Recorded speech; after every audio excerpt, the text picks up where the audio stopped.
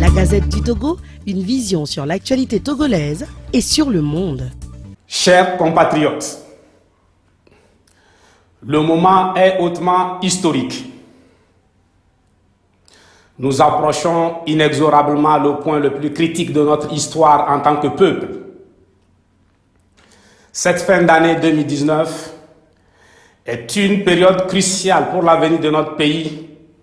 Le Togo entre un cycle de demi-siècle finissant de dictature et un nouveau cycle de demi-siècle de monarchie que la minorité se donne en projet.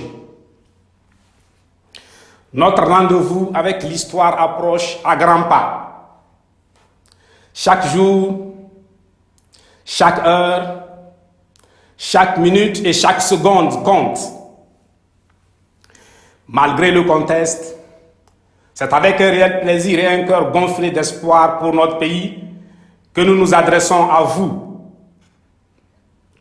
Vivement que la raison, la sagesse, l'amour pour la mère patrie et la pensée pour les martyrs, enfants, femmes et hommes, vivants ou morts, l'emportent.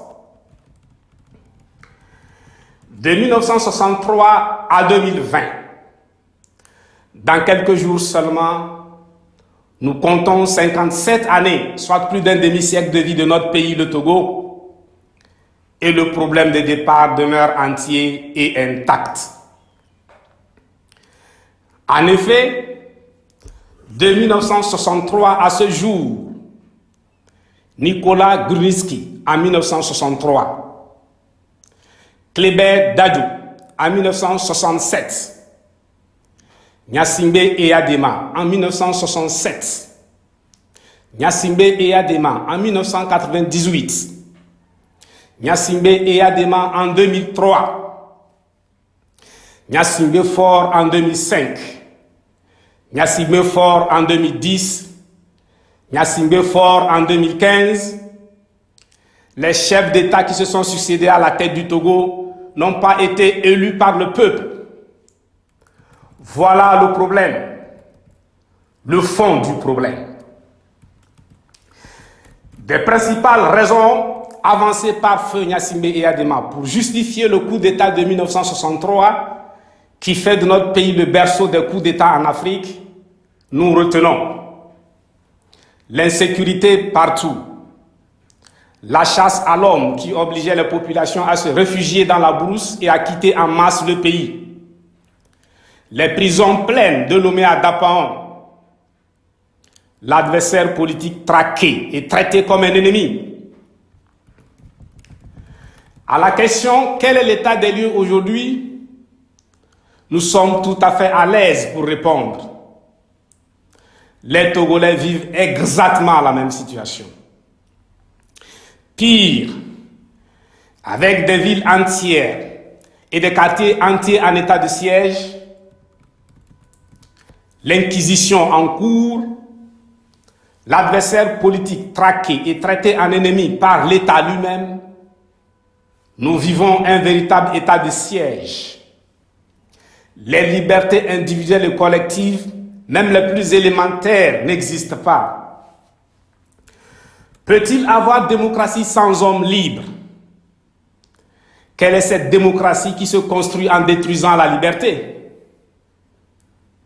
Quel est ce multipartisme qui s'installe dans la haine et l'extermination des partis politiques d'opposition? Sur la base du dernier montage grotesque qui a exposé notre pays à la risée du monde, les arrestations et les enlèvements de jeunes, femmes et hommes, continuent. De jour comme de nuit, à domicile et dans les lieux de travail où ils se débrouillent, abandonnés par le même État. Nous avons connu sous Feu Eyadema des programmes slogans. Agriculture, priorité des priorités. Aucun sacrifice n'est trop grand quand il s'agit de la jeunesse. Tant vaut la femme, tant vaut la nation. Sans interroger la vie du paysan, dans quel état se trouve notre agriculture aujourd'hui?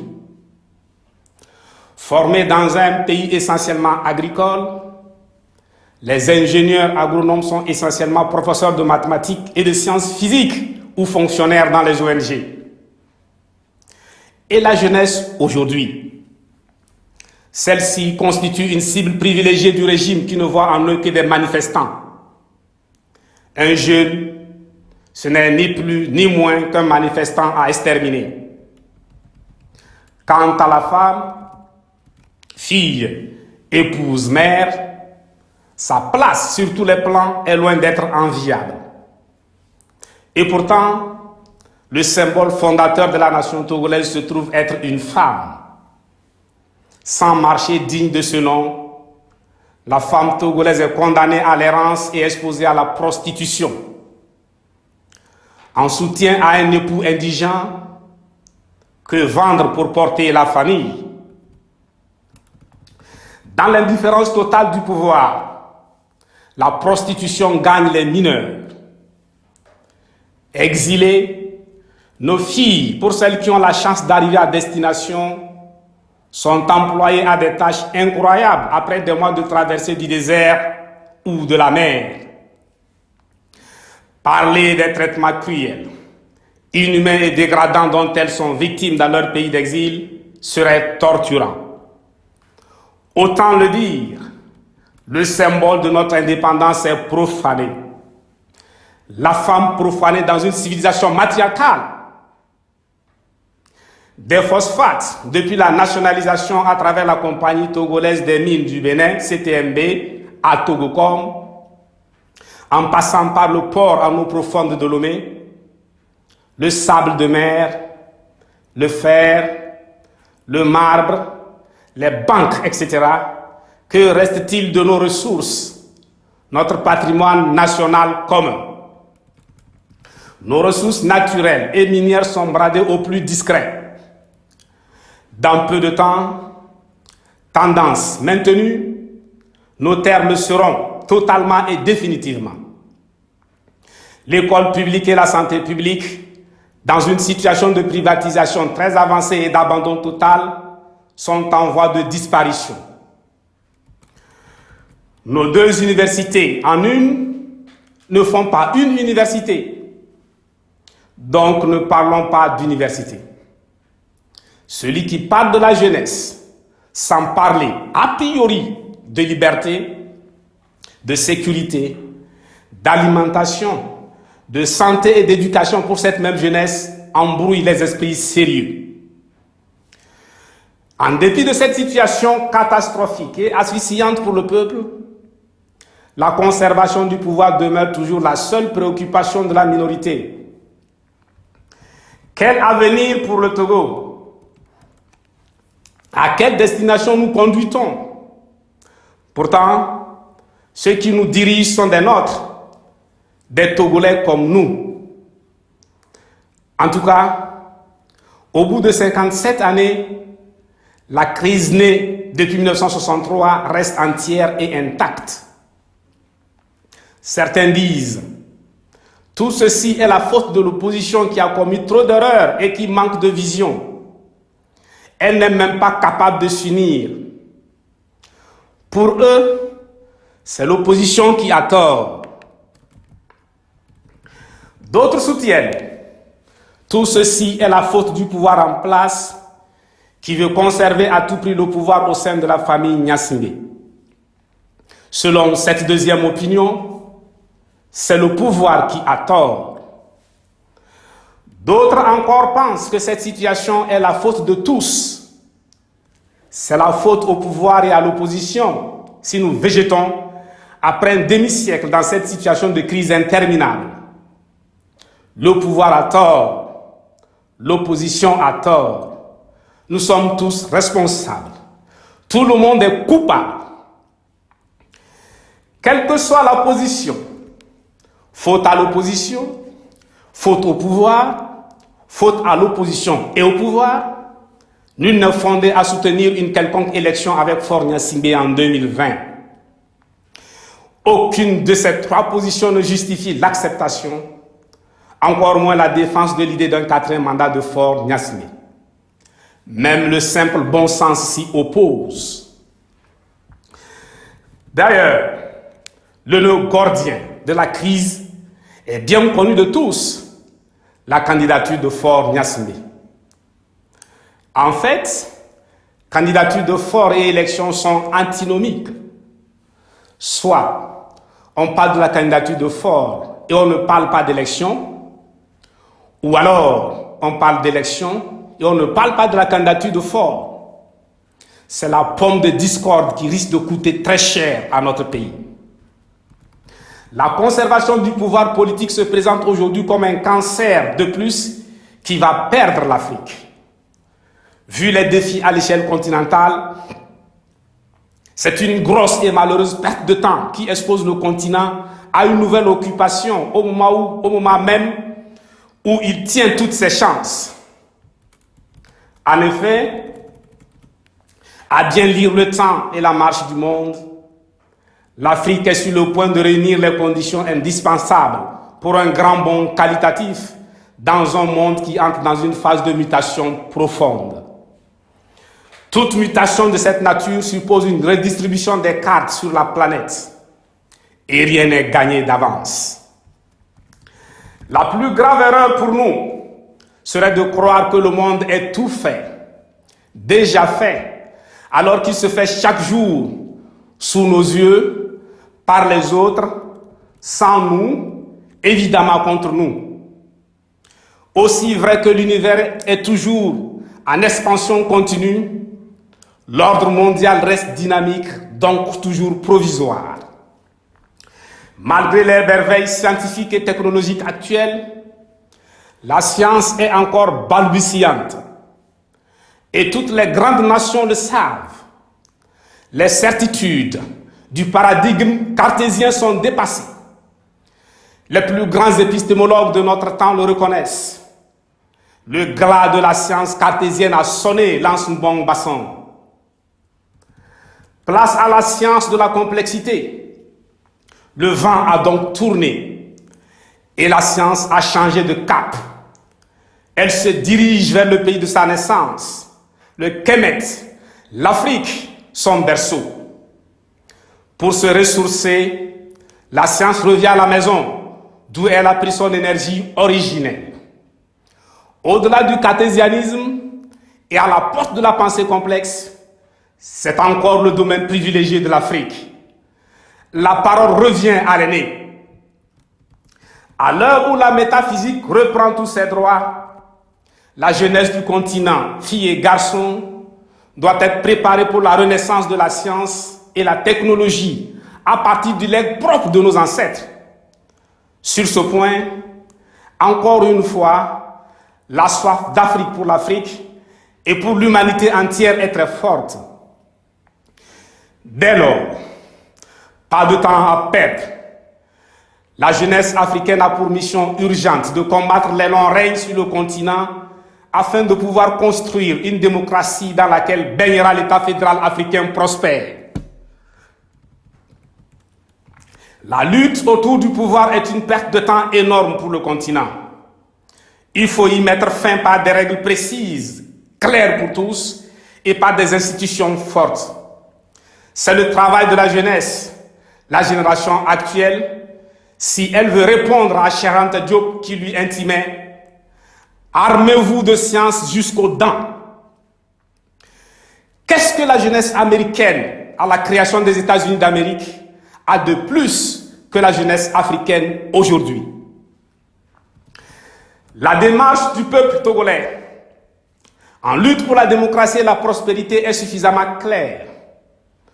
Tout en mettant en perspective l'avenir de l'Afrique, elle est en phase avec l'histoire constitutionnelle, institutionnelle et sociopolitique du Togo.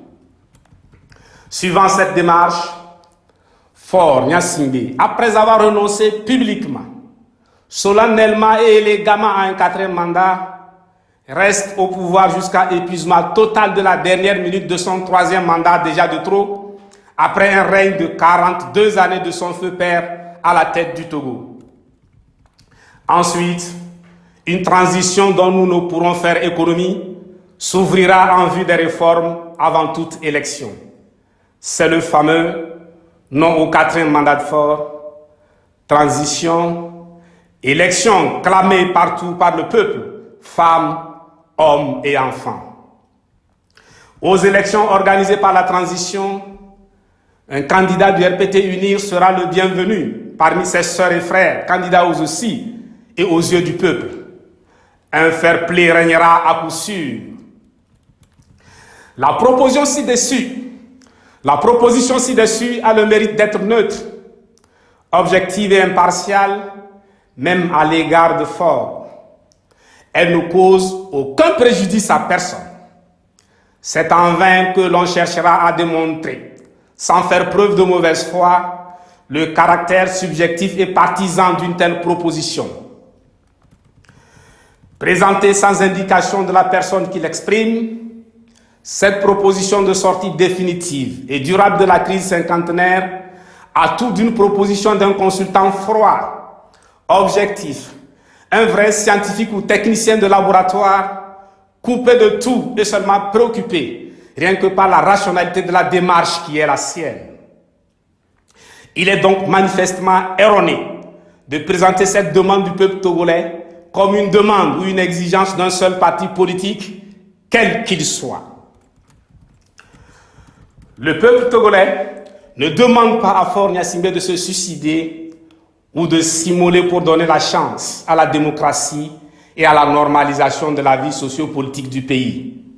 Il ne s'oppose pas non plus à son statut d'ancien président de la République, respecté et vivant dans son propre pays, sur la terre qu'il a vu naître, parmi les siens.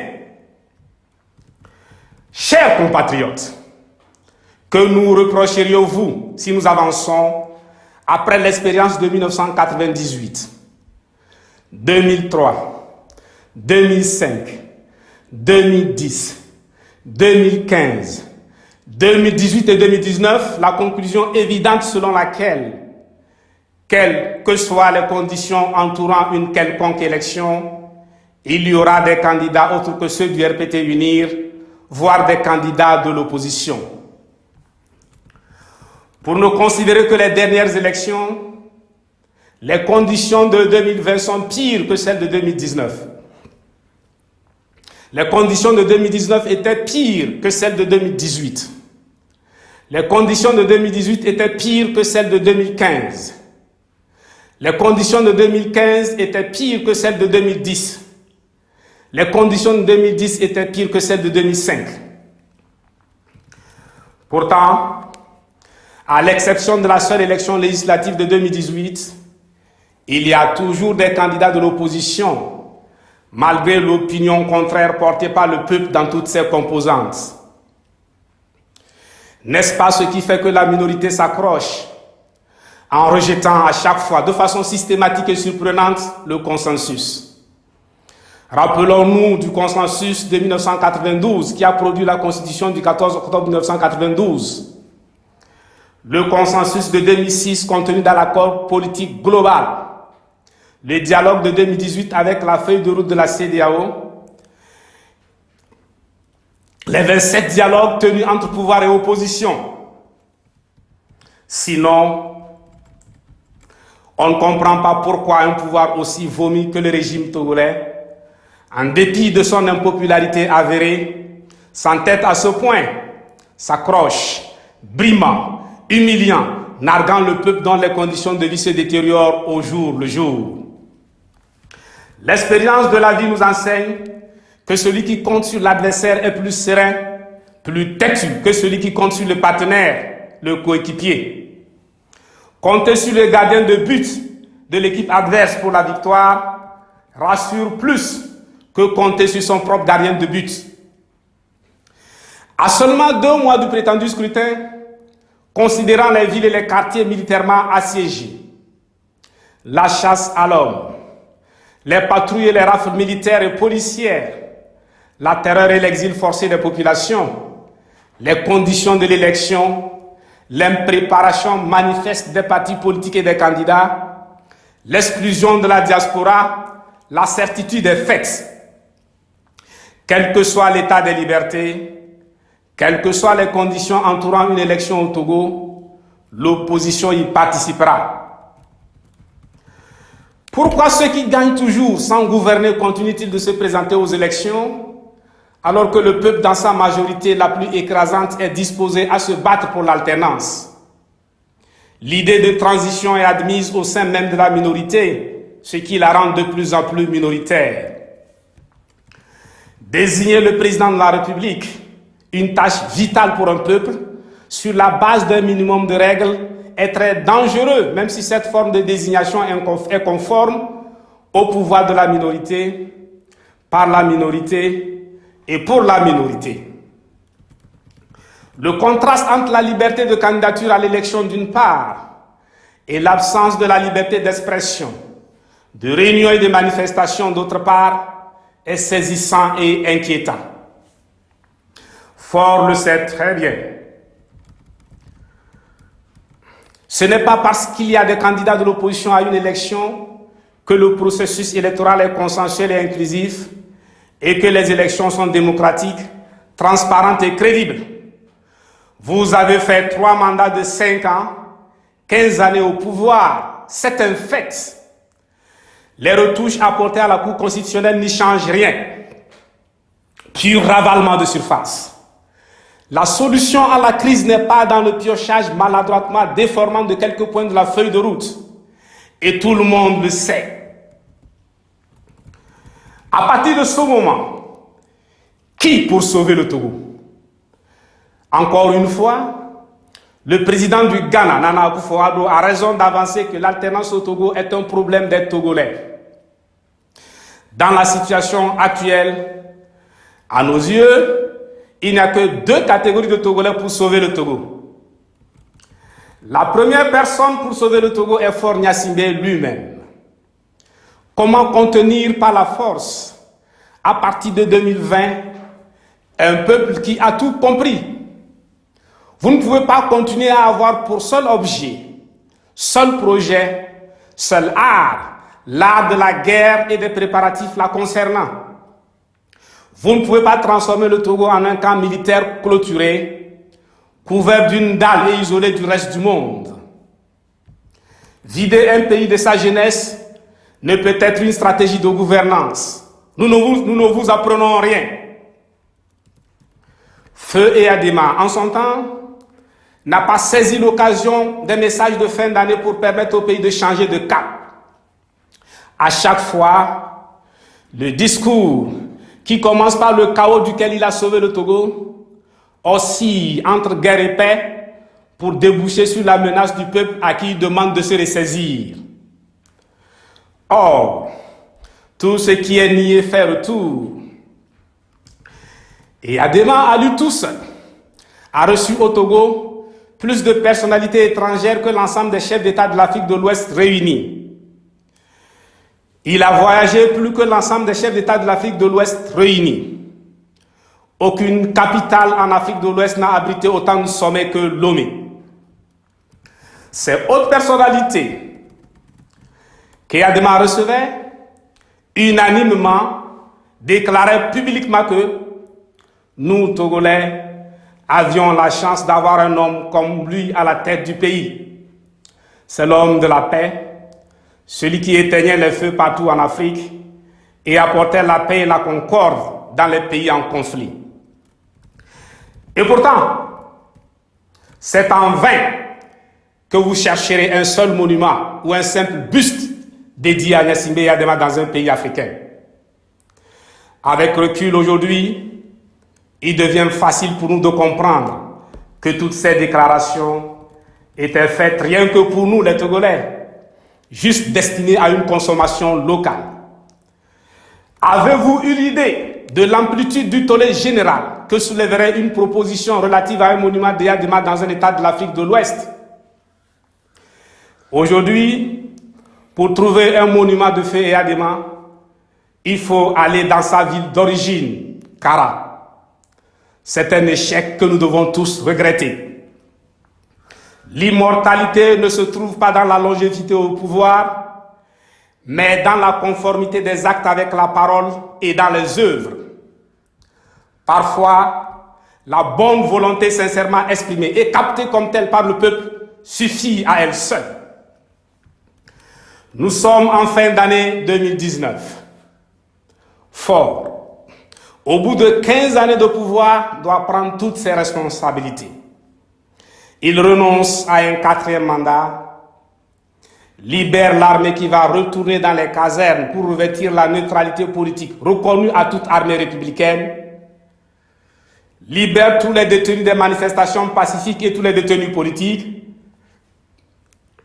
ordonne la fermeture de la prison civile de Lomé, faisant des détenus politiques actuels les derniers détenus politiques au Togo, avant de laisser la place à une transition.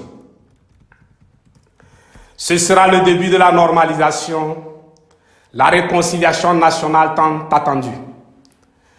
Alors, le peuple sortira de partout, en liesse, comme on ne l'a jamais vu, sans rancune et sans vengeance, pour saluer la sagesse, le nouveau jour pour tous les Togolais sans exception. Nous rêvons d'une telle journée où civils et militaires célébreront ensemble la victoire du Togo et non la victoire d'un parti politique ou d'un homme politique. Et si Faure Gnassingbé ne le fait pas, si Faure tient mordicus à un 4e mandat et à la monarchie, ça veut dire qu'il ne laisse pas le choix à la deuxième personne qui est le peuple. Le peuple, c'est ce qu'il y a de plus légal, de plus légitime et de plus fort. C'est le souverain. Au-dessus du peuple, il n'y a aucune autorité si ce n'est celle du Seigneur créateur. Au bout de cette crise cinquantenaire, le Togo est un homme seul face à son propre destin. Et aucun arrangement politique, quel qu'il soit, ne pourra nous sortir de cette situation. Cela ne fera que la compliquer pour nous et pour les générations futures. Il ne s'agit pas d'un homme, fût-il un leader politique célèbre. Il ne s'agit pas de parti politique, fût-il le plus populaire. Il ne s'agit pas de position sociale, fût-elle la plus élevée. Il ne s'agit pas de profession, fût-elle la plus noble ou la plus haute. Il ne s'agit pas de corps habillé, fût-il le plus formé, le plus armé ou le plus fort. Il ne s'agit pas non plus d'origine, d'ethnie ou de religion. Il s'agit du Togo, rien que du Togo.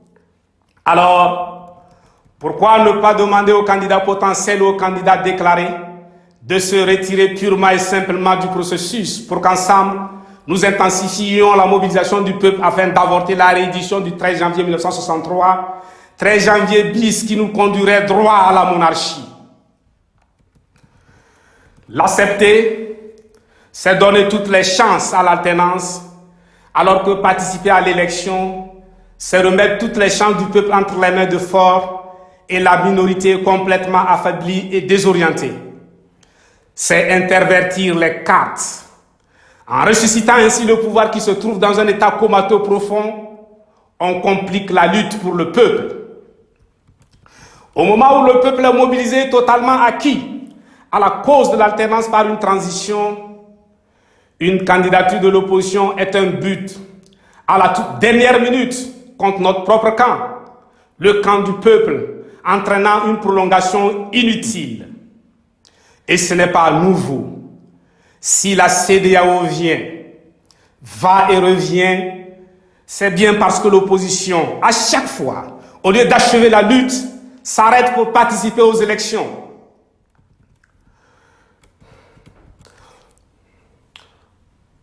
Pour que Faure gagne, il suffit tout simplement qu'il soit candidat. C'est ça le postulat de base. Dès lors, ne sommes-nous pas en face d'un plébiscite dont la question est: voulez-vous ou non que Faure reste au pouvoir? Oui ou non? Mais cette question nous est présentée sous la forme: voulez-vous ou non que Faure soit candidat? Oui ou non? Ainsi, la Togolaise ou le Togolais, le parti politique ou l'association qui répond par oui à la question: voulez-vous ou non que Faure soit candidat, a par la même occasion répondu par oui à la question: voulez-vous ou non que Faure reste au pouvoir? Même la recherche du candidat unique de l'opposition, en contribuant à nourrir l'espoir d'un 4e mandat chez Faure, correspond à un oui pour la présidence de Faure au-delà de son 3e mandat à la suite de son père. Chers compatriotes, l'heure est au dialogue profond avec soi-même, civils, femmes et hommes, policiers, gendarmes, militaires, étudiants, jeunes. Faisons dans la paix le bon choix pour notre patrie. Ce qui se passe est loin d'une querelle de partis politiques, de profession ou de personnes.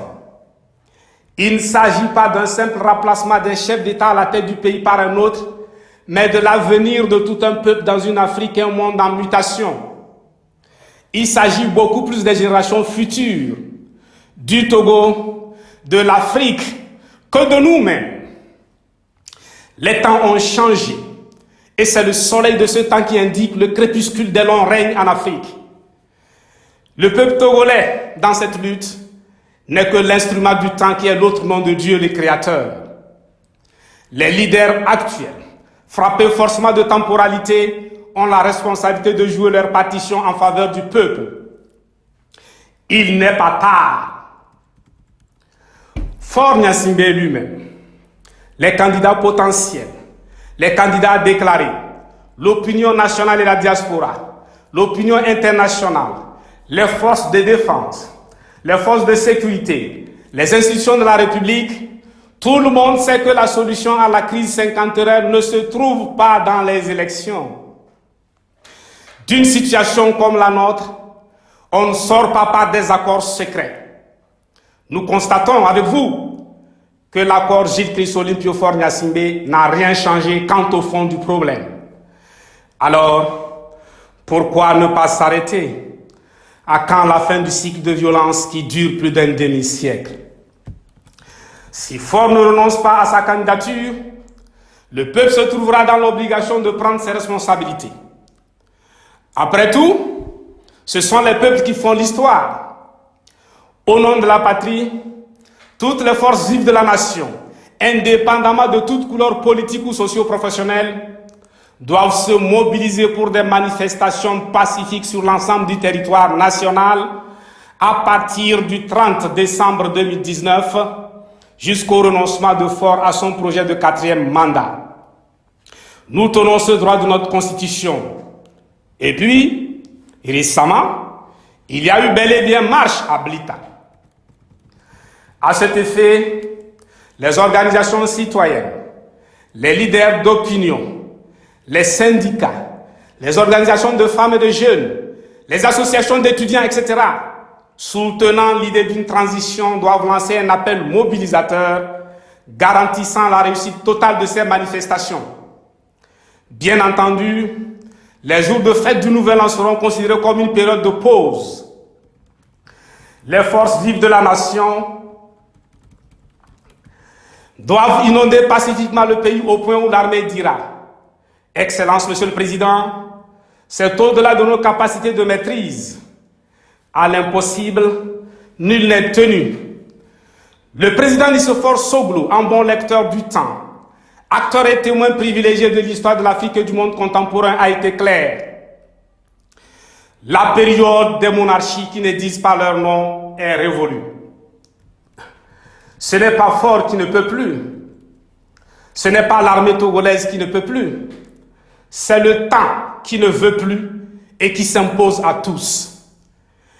Alors, officiers de haut rang, parlez à Faure pour sauver ce pays qui est le vôtre et qui est le sien. Comme nous aussi, vous n'en avez pas un autre. Au garde à vous, drapeau togolais à proximité, rappelez au commandant en chef des forces armées togolaises sa propre parole qu'il a engagée en ces termes. Plus de sang versé pour cause politique. Pour que la démocratie progresse en Afrique, il faut limiter les mandats à 2, au plus à 3. Vous êtes les officiers du Togo, donc nos officiers. C'est à une méditation profonde, dans un détachement au sens philosophique du terme, que nous vous convions. Alors, que retentisse le clairon de l'honneur par la vérité. Certes, Nous sommes complètement naïfs et ignorants des réalités dans une armée. Mais en ce moment précis, nous avons une pensée pour les officiers acteurs de 2005. La plupart de ces officiers de haut rang sont aujourd'hui soit décédés, soit à la retraite. Et malgré les services rendus, ils sont désignés par la formule ingrate suivante. Ceux qui ont installé fort à la place de son feu père. Pour vous, nous proposons ceux qui ont libéré le Togo en disant la vérité à Fort qu'il a accepté. D'ici la date du 30 décembre 2019, les religieux, évêques, imams, pasteurs, prêtres de la religion d'Osiris autour de Monseigneur Philippe Farouk Kodjiro peuvent sauver la situation en appelant à une transition. Ils pourront se porter garant d'un processus de transition sereine et sans dérive aucune. Dans cette perspective, ils pourront faire appel aux anciens chefs d'État, l'équipe de Niamey, qui pourra contribuer à rassurer Fort Gnassingbé et l'armée togolaise. Le besoin de pacification de l'existence est grand. Emprisonner, tuer la jeunesse ou la pousser à l'exil, c'est détruire nos propres cultures. Un suicide lent, mais certain. Peuple en lutte, nous avons rendez-vous avec l'histoire. Va, ne te retourne pas, va à la rencontre de ton destin, pacifiquement comme toujours. Souviens-toi toujours, tout ce qui est acquis dans la violence est éphémère et indigeste. Alors tu crieras partout, transition, transition, transition. Quel meilleur cadeau à s'offrir pour un bon nouvel an, une bonne année 2020. Pour le Togo et pour l'Afrique, tu auras mené le bon combat. Accueillir la nouvelle année 2020 dans un climat d'apaisement total et général, célébrer le 27 avril 2020 sous une transition, tel est notre vœu le plus ardent pour le peuple togolais. Malgré l'intérêt de l'actualité soulevée à Abidjan, en Côte d'Ivoire, autour du franc CFA, nous devons nous concentrer sur notre lutte pour la première alternance dans notre pays. Depuis 1990, à chaque fois que le peuple togolais est sur le point de remporter une victoire historique, une actualité internationale, tel un épais nuage noir, tente de couvrir les événements au Togo et distraire l'opinion nationale et internationale. Voilà pourquoi, dès l'entame de ce message, nous parlions d'espoir. L'espoir est bel et bien là, sauf si nous laissons encore une fois passer l'opportunité. L'année 2020 est l'année de la refondation, après 60 années d'expérience suffisante pour repartir sur de nouvelles bonnes bases. Il est temps de rompre définitivement avec cette situation de chacun son 27 avril, chacun ses martyrs, etc. Tout ceci est déchirant et paralysant pour la mémoire collective. Épée à épée, voix Asibalolo, Binche, Amanouziemio. L'Éternel bénisse le Togo. Joyeux Noël et bonne année 2020 à tous. Je vous remercie. La Gazette du Togo, une vision sur l'actualité togolaise et sur le monde. Rejoignez-nous sur le www.lagazettedutogo.com ou sur nos comptes Facebook, Twitter et YouTube. Pour tout contact, écrivez à contact@lagazettedutogo.com ou appelez le 92 80 88 53. La Gazette du Togo, c'est l'information en continu.